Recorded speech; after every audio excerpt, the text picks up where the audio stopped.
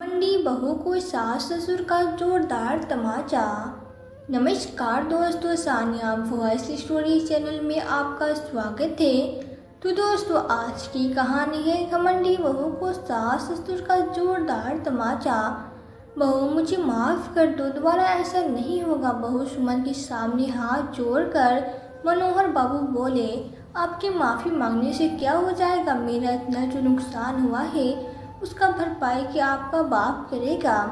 मेरा सारा mood off कर दिया। कहते हुए सुमन ने मनोहर बाबू को पीछे की तरफ धक्का देकर वहां से जाने लगी तो अचानक घर लौटी निधि ने आकर मनोहर बाबू को पीछे से थाम लिया। पापा जी, आप ठीक तो है ना? अरे, इस बुढ़े को कहाँ मौत आने वाली है? देख नहीं रही कि मेरा कितना नुकसान कर दिया? आज इसे तो मैं बताती हूँ। इतना कहकर सुमन ने मनोहर बाबू का हाथ पीछे की तरफ मोड़ दिया तो निधि गुस्से में बोली, भाभी छोड़िए पापा जी का हाथ। अरे, तू कौन होती है मुझे रोकने वाली? भाभी, मैं आपसे प्यार से कह रही हूँ, पापा जी का हाथ छोड़ दीजिए, वरना वरना क्या करेगी तू? कि तभी तरतर दो थप्पड़ सुमन के गाल पर निधि ने जड़ दिए। आपकी हिम्मत कैसी हुई मेरे जाने के बाद पापा जी के साथ बदतमीजी करने की? सारी तमीज भूल गई है क्या? निधि आगे कुछ कहती कि उसने पहले ही मनोहर बाबू नम आंखों से बोले, निधि बेटा, मुझे बहुत तेज भूख लगी है, कुछ खाने को दे दो। सुमन बहू ने मुझसे खाने की प्लेट छीन लिया था। मनोहर बाबू की बातें सुनकर निधि की आंखें भर आई और उसने उसके जोड़े हाथों को थाम लिया। आपको भूख लगी है ना पापा जी? आइए मेरे साथ। निधि उन्हें अपने कमरे में लेकर गई और अपने बैग से इमरती और जलेबी निकाल कर मनोहर बाबू के सामने रख दी, जिसे देखकर मनोहर बाबू की आंखें भर आई और निधि के सर पे हाथ रख कर उसे ढेरों आशीर्वाद देने लगे। मम्मी जी, आप भी खा लीजिए, फिर आपको भी दवाई लेनी है ना? खाते खाते भावना जी की आंखें झरझर बहने लगी। भगवान ने उनको दो बेटे दिए थे, लेकिन एक राम और दूसरा रावण। निधि के आने से पहले कभी भी बड़ी बहू बेटे उनसे सीधी बल्कि उसकी तारीफ नहीं करते थे। देख रहा हूँ जब से राकेश की शादी की बात चल रही है, आपको अपनी बड़ी बहू अच्छी नहीं लग रही। पहले तो आप इसकी खूबसूरती की तारीफ करते थकते नहीं थे, अब ऐसा क्या हो गया? हाँ, अब आप सोच रही होंगी नए बहू आएगी तो उसे सेवा करवाऊंगी, वो पढ़ी लिखी है तो ज़्यादा सेवा करती नहीं, इसलिए बड़ी बहू को एक किनारे कर दिया। महेश अपनी माँ भावना जी से कहता है। भावना जी बोली, बेटा, कहाँ लिखा है कि पढ़े लिखे और खूबसूरत लड़कियाँ घर के काम काज नहीं करती या सास ससुर की सेवा नहीं करती? क्या तुम्हारी माँ यानी कि मैं सुंदर या पढ़ी लिखी नहीं हूँ, फिर भी अपने सास ससुर की सेवा में कोई कमी नहीं छोड़ी थी? हाँ, यह बात तो तुमने सही कही। मैं खूबसूरती के पीछे रह गई और शिष्टाचार और संस्कार कहीं पीछे छूट गया। महेश बोला, आखिरकार आपको बहू के साथ ही बुढ़ापा गुजारना है। अब ऐसी बातें अगर करोगे तो उसे गुस्सा तो आएगा ही, और अगर उसने कुछ कह दिया तो फिर मुझे न कहना, ये पहले कह देता हूँ। तभी राकेश अपने कमरे से निकल कर आया और बोला, भैया, ये कैसी बातें कर रहे हैं? क्या बोल रहे हैं? किया हमारी माँ है, और जहाँ तक लड़की की बात है, मैंने माँ से कहा है कि मुझे खूबसूरत लड़की नहीं बल्कि संस्कारी लड़की चाहिए, जो मेरी माता पिता की सेवा करे और मेरे घर के सभी बड़ों का सम्मान करे। महेश बोला, तुम कहना क्या चाहते हो? इस घर में तुम ही हो जो अपनी माँ बाप का सम्मान करते हो। क्या मेरी पत्नी कुछ नहीं करती? अपने बड़े भाई से इस तरह से बात करते हो? क्या यही संस्कार है? पराया संस्कारी लड़की से शादी करने वाला? मैं भी देखता हूँ तुम्हें कैसे संस्कारी लड़की मिलती है। इतना कहकर गुस्से में महेश वहाँ से चला गया। राकेश बोला, माँ, भैया की बातों का बुरा मत मानिए, एक बार फिर कहता हूँ, मुझे सुंदर लड़की नहीं बल्कि संस्कारी बहू लानी है तुम्हें। भावना जी मुस्कुरा कर बोली, उसने तो अपनी पसंद की लड़की से शादी कर ली, तुम भी क्यों नहीं हमारे साथ चलते? लड़की देखने, कम से कम लड़की खुद देखकर पसंद कर लो। अब तो यह आम बात हो गई है। राकेश बोला, नहीं, आप लोग मेरे लिए जो लड़की पसंद करोगे, मुझे अपने माता पिता की पसंद पे पूरा भरोसा है। भावना जी ने बेटे के भरोसे पे खुशी जताई और उसके लिए लड़की देखने चली गई। रास्ते में भावना जी अपने पति मनोहर बाबू से बोली, जितने शौक से हमने महेश के लिए वो मेठर वाली लड़की पसंद की थी, उसने हमारी एक न मानी और सुमन को पसंद कर शादी कर लिया।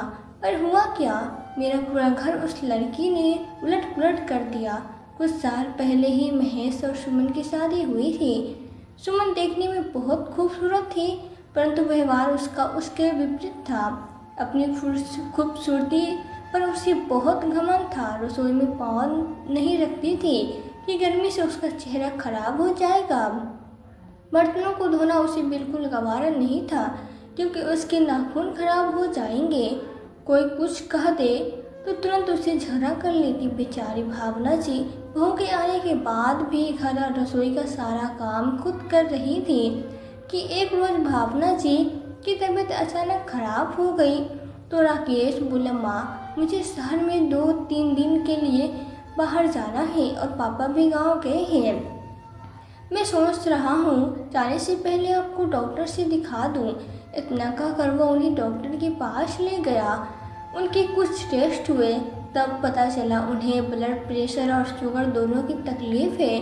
डॉक्टर की सलाह थी कि खाने पीने के बाद साथ साथ उन्हें व्यायाम और टहलना भी होगा। अब मनोहर बाबू को सुबह शाम कुछ देर के लिए पार्क में टहलने के लिए जाना होता था, तो चाहते हुए भी सुमन को अपने कुछ काम अब खुद करने पड़ते थे। एक दिन भावना जी कपड़े बदल जैसे ही टहलने के लिए बाहर निकलने लगी तो सुमन बोली, मम्मी जी एक बात बोलूं? बोला तो नहीं मानिएगा। भावना जी समझ गई जरूर इसे कुछ काम होगा, तब ये इस तरह से बात कर रही है। ट्रस्ट में बोली, आज आप अगर अपना टहलना कैंसिल कर सकती हो तो कर दीजिए। आज इन्हें ऑफिस जल्दी जाना है तो इनके लिए खाना बना दीजिए। भावना जी बोली, बहू, अगर उसे जल्दी जाना है तो तुम बना दो, मैं तो रोज ही बनाती हूँ। तुम जानती हो अगर मैं टहलना बंद कर दूँगी तो शुगर बढ़ जाएगा, फिर मैं तुम लोगों पे बोझ नहीं बनना चाहती। सुमन बोली, ढंग से आप कोई भी बात बोलो तो समझ में नहीं आती क्या? अभी मुझे जिम क्लास के लिए जाना है, जितना कह रही हूँ चुपचाप कर दीजिए, वरना मुझे दूसरा तरीका भी आता है। बहू का ऐसा रूप देखकर भावना जी को बहुत तकलीफ हुई। जब मनोहर बाबू और राकेश घर पे रहते, बड़े प्यार से बात करते थे। उसके न रहने पर वो उसके साथ नौकरों जैसे व्यवहार करती थी। भावना जी ने बहुत साहस किया और बोली, बहू, मेरे बेटे के रहते तुम मेरे साथ इस तरह का व्यवहार नहीं कर सकती। बहुत बर्दाश्त कर लिया मैंने और बर्दाश्त नहीं करूँगी। महेश, ओ महेश, ज़रा यहाँ आना। बेटा महेश कमरे से बाहर आया और बोला, क्या है माँ, सुबह सुबह क्यों चिल्लम चिल्ली लगा के रखी हो? भावना जी ने अभी कहना शुरू ही किया था कि सुमन ने रोने का नाटक किया और बोली, मम्मी जी, मैं सोची थी आपसे बात करके इस बात को यहीं ख़त्म कर दूँ, पर आपने तो खुद ही बात बढ़ा दी। आपने कई बार मुझ पे हाथ उठाया, पर मैंने कभी से कुछ नहीं कहा। पूछ लीजिए अपने बेटे से, मैंने उनको भी आज तक कुछ नहीं बताया और आज आप उल्टा यह कह रही है कि मैंने आप पर हाथ उठाया है। हे भगवान मम्मी जी, आखिर आप मेरे साथ ऐसा क्यों कर रही है? पत्नी की आंखों में आंसू देख महेश बोला, माँ, इतना तो मुझे पता था कि मेरी पसंद आप लोगों को पसंद नहीं आई, पर आप इसके साथ ऐसा व्यवहार कर रही है और सोचिए मुझे कभी आप लोगों की शिकायत नहीं करती है और उल्टा आप इसकी शिकायत कर रही हैं। छी छी माँ, आखिर आप चाहती क्या है? अरे माँ तो बेटे का घर बसाती है और आप तो अपने बेटे का घर उजाड़ने में लगी हुई है।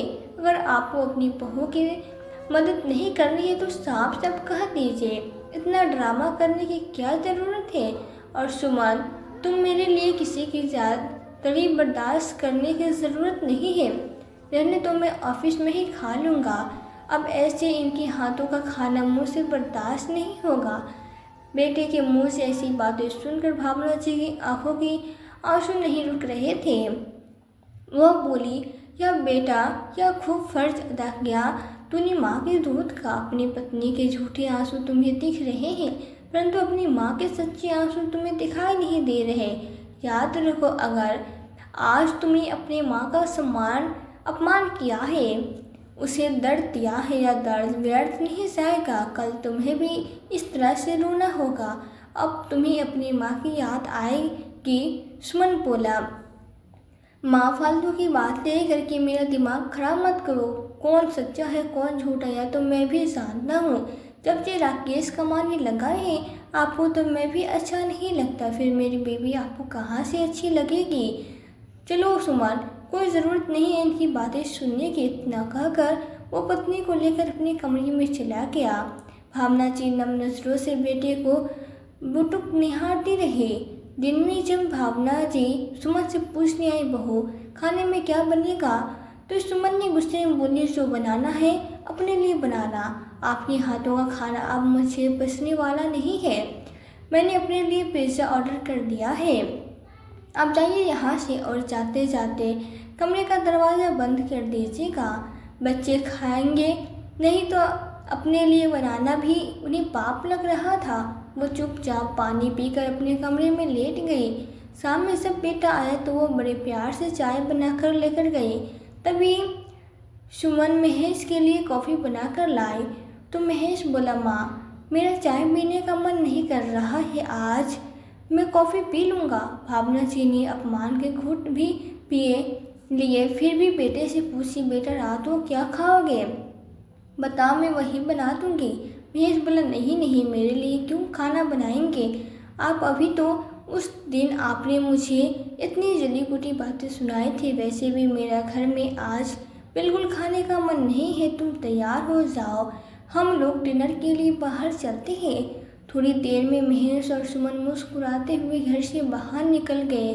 एक बार भी नहीं पूछा कि माँ, आपने कुछ खाया है कि नहीं। आखिरकार भावना जी अपने लिए तो रोटी बनाई और दूध रोटी खाकर सो गई। 2 दिन बाद जब मनोहर बाबू और राकेश लौटे, भावना जी के चेहरे की उदासी देखकर ही सब समझ गए।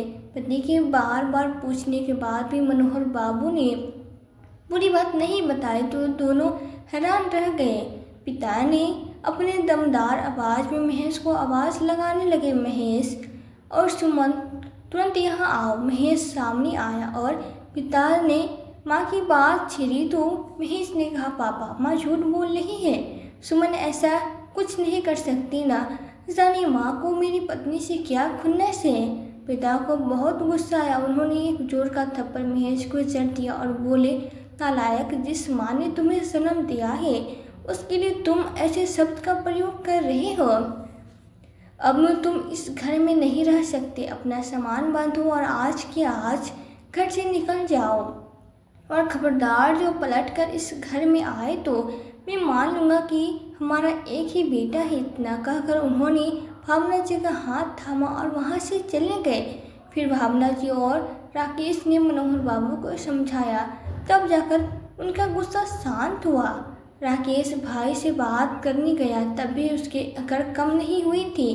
फिर राकेश ने सोचा, हो सकता है उसकी पत्नी के व्यवहार को देखकर महेश को अपनी भूल का एहसास हो। बाहर भावना जी लड़की वालों के घर पहुँचे, जिनका कुछ दिनों पहले ही राकेश के लिए रिश्ता आया था। निधि भावना जी और मनोहर बाबू को बहुत पसंद आई। देखने में बहुत साधारण, परंतु उनके चेहरे से व्यवहारिकता झलक रही थी। उन्होंने गौर किया कि निधि अपने छोटे बड़े सबका ध्यान रख रही थी। यही तो एक बहू के गुण होने चाहिए। यह सोचकर भावना जी ने रिश्ता तय कर दिया। समय पर दोनों का विवाह हुआ। निधि घर में आए तो राकेश ने कहा, मैं तुमसे जीवन भर कुछ नहीं मांगूंगा, पर जब तक मेरे माता पिता हैं उन्हें अपने माता पिता की तरह प्यार और सम्मान देना। मैं समझ लूँगा तुम दुनिया की सबसे अच्छी पत्नी हो। और निधि ने वो करके दिखाया। उसने कुछ ही दिनों में उसके पूरे घर की सारी जिम्मेदारी ले ली। अब भावना जी को वो रसोई में पैर तक नहीं रखने देती थी। समय बीता, सुमन के व्यवहार में कुछ बदलाव नहीं आया। एक रोज निधि भावना जी को लेकर पास के डॉक्टर के पास गई थी, क्योंकि कई दिनों से उनके घुटनों के दर्द की समस्या ज़्यादा ही बढ़ गई थी और उन्हें अब चलने फिरने उठने बैठने में भी काफ़ी दिक्कत होने लगी थी। वो होती तो खुद ही मम्मी जी को डॉक्टर के पास ले जाते, मगर वह एक हफ्ते के लिए कंपनी के काम से बाहर गए हुए थे। भावना जी ने मना किया भी कि राकेश जब आ जाएगा तो वो उसके साथ चले जाएगी, लेकिन निधि नहीं मानी। उधर मनोहर बाबू काम से थके हारे घर लौटे। भावना जी और निधि को आवाज़ लगाने लगे, पर जब वो कहीं दिखाई नहीं दिए तो उन्हें अचानक ही याद आया कि निधि बहू भावना जी को डॉक्टर के पास लेकर जाने की बात कर रही थी। उन्होंने बड़ी बहू को खाने के लिए आवाज़ लगाने लगे, लेकिन सुमन सोफे पे टांग रखे बस फोन में लगी रही। आखिरकार मनोहर बाबू खुद रसोई में गए और अपने लिए खाने की प्लेट लगाकर हॉल में सोफे पर बैठकर खाने लगे कि अचानक तेज आवाज़ उनके कानों में गूंजी, जिनसे उनका हृदय को पूरी तरह से छलनी कर दिया और मुंह तक निवाला पहुंचने से पहले ही सुमन ने खाने की प्लेट मनोहर बाबू से ले ली। पापा जी, आपको दिखाई नहीं देता क्या?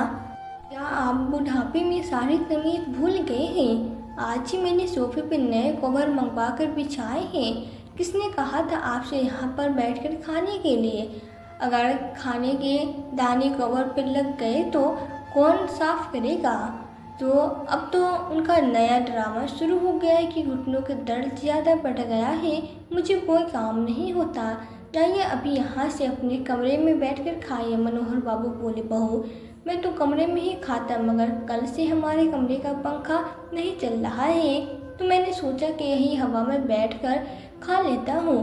बाबूजी, बोल तो ऐसे रहे जैसे पता नहीं कौन सा पहाड़ तोड़ कर आए हैं जो कंडीशनर हवा खानी है। अब खड़े खड़े मेरा मुंह क्या देख रहे हैं? जाइए यहाँ से। मनोहर बाबू ने अपने खाने की प्लेट ली और अपने कमरे की तरफ जैसे ही बढ़े, अचानक उनका पैर से टकराया और सारा खाना मेज पे रखी सुमन के फ़ोन पे जा गिरे, जिसे देखकर सुमन का गुस्सा सातवें आसमान पे चढ़ गया और चिल्लाते हुए बोले, बुढ़े तुम्हें दिखाई नहीं देता क्या?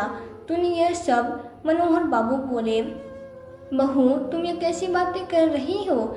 मैं कभी ऐसा काम नहीं करूँगा, तुम अच्छे से जानती हो, फिर भी मैं तुमसे माफ़ी मांगता हूँ। अरे आपकी माफ़ी मांगने से क्या हो जाएगा? मेरा इतना महंगा फ़ोन जो ख़राब हो गया है उसकी भरपाई कौन करेगा? तेरा बाप। अच्छा तो बूढ़ा, तू मुझे अब अकल सिखाएगा जिसको खुद तो कौड़ी की अकल नहीं है।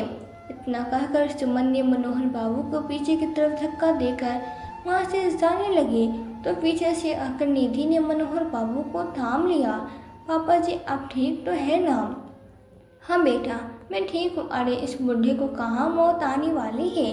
देख नहीं रही मेरा कितना नुकसान कर दिया है, इसलिए आज इसे मैं बताती हूँ। और इतना कहकर सुमन ने मनोहर बाबू का हाथ पीछे की तरफ मोड़ दिया, तो निधि ने सुमन का हाथ कसकर पकड़ लिया और गुस्से में बोली, भाभी छोड़ी पापा जी का हाथ। तो कौन होती है मुझे रोकने वाली? भाभी मैं अभी भी प्यार से बोल रही हूँ, पापा जी का हाथ छोड़ दीजिए, वरना क्या करेंगे तुम? एक थप्पड़ सुमन को लगाते हुए निधि बोली, मैं कभी ऐसा नहीं करना चाहती थी, पर जब बड़े रास्ता भटक जाते हैं तो कई बार छोटों को उन्हें रास्ता दिखाना पड़ता है। आपकी हिम्मत कैसे हुई पापा जी के साथ बदतमीजी करने की? लड़की तुम्हारी इतनी हिम्मत की मुझ पे हाथ उठाओ। जैसे ही सुमन ने अपना हाथ उठाया, भावना जी ने आज उसका हाथ पकड़ लिया और एक थप्पड़ लगाते हुए सुमन को बोली, काश कि यह थप्पड़ मैंने तुम्हें बहुत पहले लगा दिया होता तो आज तुम इतनी बदतमीजी नहीं करती। और क्या कहा तूने कि मैं और मेरे पति फ्री का खा रहे हैं? तुम शायद भूल गई हो कि तुम्हें बता देती हूँ कि मेरा दूसरा बेटा भी कमाता है, और मेरे पति की पेंशन भी आती है। मैं तो कहती हूँ तुम जिस घर में रह रही हो मेरे पति का घर है। अगर तुम्हें अपनी इज्जत प्यारी है तो आज के आज मेरे घर से निकल जाओ। निधि बोली, मम्मी जी अभी भाभी का दिमाग काम नहीं कर रहा है, इसलिए उनकी गलती माफ़ कर दीजिए। भावना जी बोली, नहीं बहू, उस दिन उसके पापा ने सही निर्णय लिया था और मैंने और राकेश ने उन्हें रोक लिया था। अरे बेटा, अपनी माँ की तकलीफ़ नहीं समझता और बहू उसकी माँ के साथ दुर्व्यवहार करती है। क्या इसी दिन के लिए लोग बेटे की शादी करते हैं और बहू लेकर आते हैं? इसे अपनी खूबसूरती पे बहुत घमंड है ना। याद रखना सुमन, बहू जिस दिन यह खूबसूरती ढल जाएगी और तुम्हारी बहू तुम्हारे घर में आएगी, तुम्हारी हालात बद से बदतर कर देगी। बात इतनी बढ़ गई कि थोड़ी देर में रात हो गई। राकेश, महेश सब आ गए। राकेश बोला, भैया मेरी बीबी ने नहीं बल्कि एक बहू ने अपनी सास के लिए आवाज़ उठाई है। काश की भाभी भी यह बात समझ पाती कि हर सास माँ भी होती है और रिश्ते खूबसूरती से नहीं बल्कि संस्कारों से चलते हैं। यह बात जितनी जल्दी आप समझ ली उतना ही बेहतर है। भावना जी बोली, अगर अपनी पत्नी का चेहरा और नहीं बिगाड़ना चाहते हो तो बेहतर होगा जितनी जल्दी तुम मेरा घर खाली कर दो। और याद रखो, अब यह घर और संपत्ति हम किसे देंगे यह हम तय करेंगे। फिलहाल मैंने तय कर लिया है कि तुम मुझे इस घर में नहीं चाहिए। मैंने सोचा था ठोकर लगने के बाद इंसान संभल जाता है, वक्त रहते तुम भी समझ जाओगे, पर नहीं, जब तक तुम्हारे बच्चे तुम्हारे ठोकर नहीं मिलेंगे तुम नहीं समझोगे। इतना कहकर वो मनोहर बाबू के साथ अपनी कमरे में चली गई। सुमन के सिखाने पर महेश भी गुस्से में घर से निकलने लगा। एक बार भी किसी ने उसे रोका नहीं और महेश भी माफ़ी मांगने की बजाय अपना सामान समेट कर ससुराल में जाकर रहने लगा। समय बहुत बलवान होता है। जब महेश का ससुराल में छोटे छोटे बातों के लिए अपमान होने लगा तब उसे एहसास हुआ कि उसे अपनी गलती हुई है। और सास ससुर के बाद तो सुमन के भाई भाभी ने दोनों को घर से ही निकाल दिया। चिड़िया चुग गई खेत तो पछताने से क्या फ़ायदा। उसने माता पिता से बहुत माफ़ी मांगी पर उसकी पत्नी को कोई भी स्वीकार करने के लिए तैयार नहीं था, इसलिए उन दोनों ने उसे वहां आने से भी मना कर दिया। और महेश ससुराल छोड़कर अब पत्नी के साथ अलग घर में रहने लगा और वहाँ सुमन को अपने सारे काम खुद ही करने पड़ते थे। दोस्तों, हर माँ बाप अपने बेटे के लिए खूबसूरत बहू ढूंढते पर हम भूल जाते हैं कि घर खूबसूरती से नहीं बल्कि संस्कारों से चलता है। माता पिता को अपनी बेटियों को सबसे पहले संस्कारों का पाठ पढ़ाना चाहिए ताकि उनके संस्कारों से उन्हें इतनी दुआएं मिले कि उसका घर आबाद रहे। तो दोस्तों, आप सबको क्या लगता है कि भावना जी ने जो अपने बेटे को घर से बाहर निकाला उनका फैसला सही था या गलत? हमें कमेंट बॉक्स में कमेंट करके ज़रूर बताइएगा। यदि वीडियो आपको अच्छी लगी हो तो वीडियो को लाइक और शेयर करके चैनल पे यदि नए हो तो चैनल को सब्सक्राइब जरूर कर लें। साथ ही बेल आइकन को प्रेस कर दें ताकि आने वाली वीडियोस की नोटिफिकेशन आपको मिलती रहे। तो आज के लिए बस इतना ही। मिलती हूँ आपसे एक नई वीडियो में एक नई कहानी के साथ। कहानी में अंत तक बने रहने के लिए आपका दिल से बहुत बहुत धन्यवाद।